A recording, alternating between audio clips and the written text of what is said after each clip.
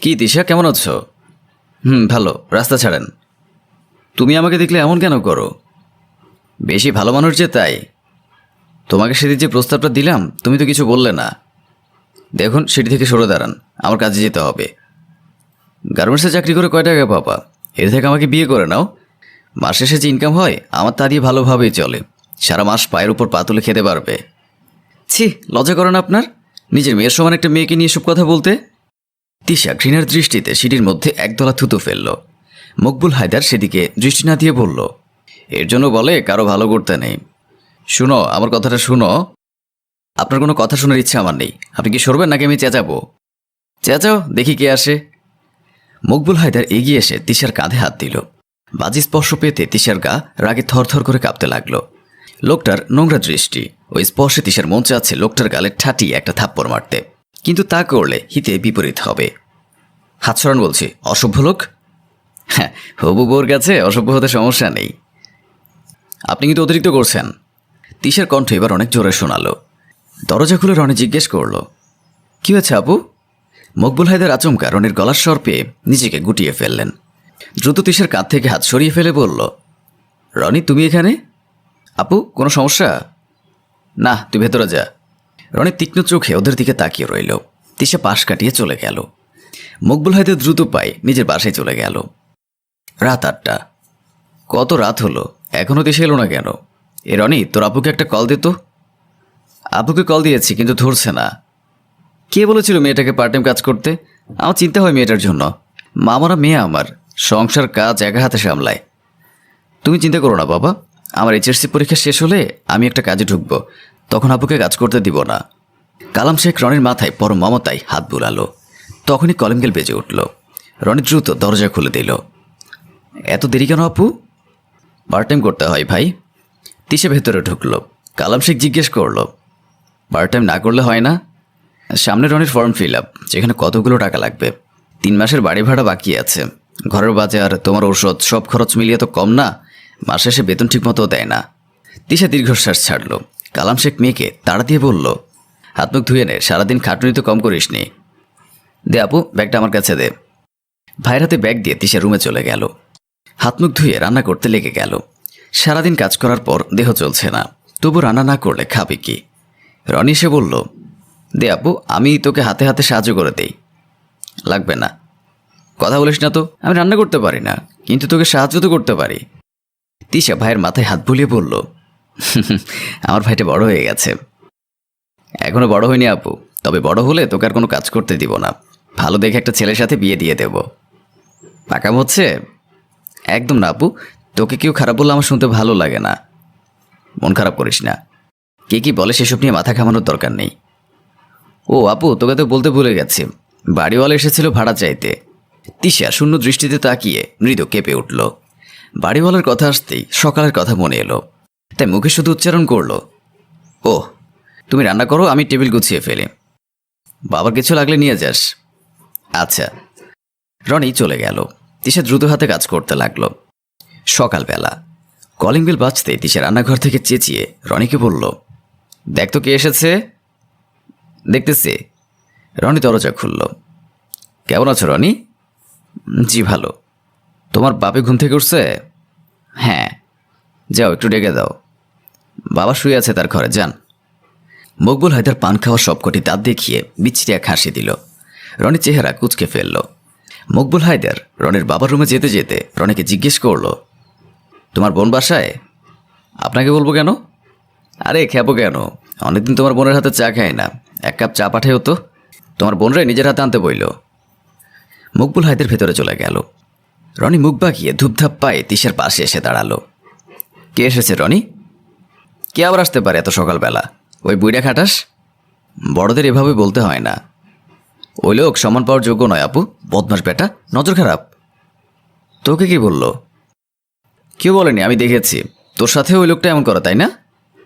রনির কথা শুনে তিশা চুপ হয়ে গেল। রনি থেমে গেল। তুই না বললেও আমি জানি আপু, ওই লোকটা তোর দিকে বাজে নজর দেয়। মাঝে মাঝে ইচ্ছে করে খুন করে ফেলি। তুই কি কিছু বলিস না কেন? কি বলবো বল, বাসা থেকে বের করে দিলে যাব কোথায়? সে ব্যবস্থা আল্লাহ করবে, তুই একে আর ছাড় দিবি না। তুই কিছু বলিস না বলে সায় পেয়ে গেছে। বাড়িতে বিষ আছে? বিষ দিয়ে তুই কি করবি? 1 কাপ চা দিতে বলেছে, চায়ের সাথে বিষ মিশাবো। তোর পাগল। তিশা ছটফট করে 2 কাপ চা বানিয়ে ফেলল। নিজে চায়ের কাপ নিয়ে যেতে চাইলে রনি বাধা দিয়ে বলল, তোর যেতে হবে না, আমাকে দে। তিশার হাত থেকে চায়ের কাপ নিয়ে কালাম শেখের ঘরে প্রবেশ করলো রনি। মকবুল হায়দার, কালাম শেখ দুজনে খোশ গল্প করছে। রনি তার বাবাকে চায়ের কাপ দিয়ে মকবুল হায়দারের দিকে চায়ের কাপ বাড়িয়ে দিল। এরপর ইচ্ছে করে কাপের সব চা বাড়িওয়ালা পাঞ্জাবিতে ফেলে মুখ কাচুমুচু করে বলল, সরি চাচা, আমি বুঝতে পারিনি। কি করলি এটা? মকবুল হায়দার দাঁতের দাঁত চেপে রাগটা নিয়ন্ত্রণ করে বলল, থাক থাক, ছোট মানুষ, বুঝতে পারেনি। রনি হাসি লুকিয়ে সেখান থেকে চলে গেল। গিয়ে নিজের বোনকেও খবরটা দিল। পরের দিন সকালে তিশা আজও সিঁড়ির মধ্যে বাড়িওয়ালার সম্মুখীন হয়েছে। রাগে তার মাথা কাজ করছে না। চাচা, পথ ছাড়েন, এমনিতে দেরি হয়ে গেছে, এর মধ্যে আর দেরি করাবেন না। তুমি আমার প্রস্তাবে রাজি হলে কি আমি রোজ রোজ তোমার পথ আটকাই? লজ্জা করা উচিত আপনার। লজ্জা সরম এমনি আমার কম। ভণ্ডলোক, মাথায় টুপি পরে বদমাশি করেন। উনি নাকি আবার হজ করে এসেছেন। মকবুল হায়দার তিশার কথায় কর্ণপাত করল না। তিশার এক হাত নিজের হাতের মুঠো নিয়ে বলল, তোমাকে পেলে সব ভণ্ডামি ছেড়ে দিব তিশা, তোমাকে রানী করে রাখবো। তুমি একবার আমাকে বিয়ে করতে রাজি হয়ে যাও। রাজি হইতাছি তোরে। হঠাৎ রনির কণ্ঠস্বর শুনতে পেয়ে তিশা, মকবুল হায়দার দুজনে চমকে গেল। রনির চোখ দিয়ে আগুন ছড়ছে। সে একদৃষ্টিতে তাকিয়ে আছে মকবুল হায়দারের দিকে, যেখানে সে এখনও তিশার হাত ধরে আছে। তুমি যখন এসে পড়েছ, তোমার বোনকে একটু বুঝাও। আমাকে বিয়ে করলে তোমাদের বিগত বাড়ি ভাড়া মকুব করে দেব। শুধু তাই না, সারা জীবন তোমরা এখানে বিনা ভাড়ায় থাকতে পারবা। আপুর হাতটা ছাড়েন। তুই বাসায় যা। রনি বাসায় না গিয়ে দ্রুত গতিতে সিঁড়ি ভেঙে নিচে এলো। হ্যাঁচকা টান দিয়ে নিজের বোনের হাতটা ছাড়িয়ে নিয়ে এক হাতে আগলে ধরল। তুমি কাজটা ভালো করলা না। রনি উত্তর দিল না। হাতে চিনচিন ব্যথা পাওয়ায় হাতের দিকে তাকাতেই আতকে উঠল মকবুল হায়দার। তার হাতে রক্তের মাখামাখি। রনির দিকে তাকাতেই দেখতে পেল ওর হাতে একটা ছোট ছুরি, যা দিয়ে একটু আগে তার অগোচরে হাতে পোঁচ মেরেছে। বিস্মিত হয়ে মকবুল হায়দার তাকাতেই রনি বলল, এবার সামান্য পোঁচ মারছি, পরের বার হাত কেড়ে ফেলবো। মকবুল হায়দার রনির হুমকিতে ভয় পেয়ে গেল। তিশা বিস্ময় নিয়ে তাকিয়ে আছে ভাইয়ের দিকে। আজ যেন ভিন্ন কোনো রনিকে দেখতে পাচ্ছে সে। প্রত্যেক ভাইয়ের উচিত বোনকে যাবতীয় কুনজর ও হয়রানি থেকে এভাবে রক্ষা করা। হামিদা, আমাকে নুডলস বানিয়ে দাও। সোমা সোফায় বসে ফোন দেখতে দেখতে বলে। হামিদা থালা বাসন মাজছিল। ভাবি, হাতের কাজটা সেরে দেই। আমারটা আগে, হাতের কাজ পরে করবা। সোমা কড়া গলায় বলে। হামিদা তাড়াহুড়ো করে থালা বাসন মাজতে যায়। তখন হঠাৎ আচমকা হামিদার হাত থেকে একটা গ্লাস পড়ে গিয়ে ভেঙে যায়। কেঁপে ওঠে হামিদা। কি হলো? কি ভাঙলে তুমি? মা, দেখে যাও, তোমার ছেলের বউ সব ভেঙে চুরে ফেলছে। সোমা আসমাকে ডেকে বলে। আসমা তাড়াহুড়ো করে রুম থেকে বের হয়। হামিদা ভয়ে কাচুমাচু হয়ে যায়। অলক্ষী, ছোট লোক কোথাকার, সব ভেঙে ফেল। আমার সংসারটাকে তো পথে বসাতেই এসেছিস আমার বাড়িতে।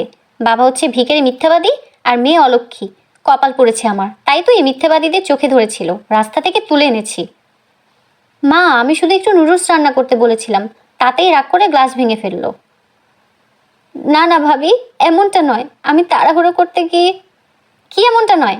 এমনটাই করেছো তুমি, খালি কাজে ফাঁকি দেওয়ার ধান্দা, কাচ্চোর কোথাকার। আহারে, এই গ্লাস সেট তো আমার বাবার বাড়ি থেকে দিয়েছিল।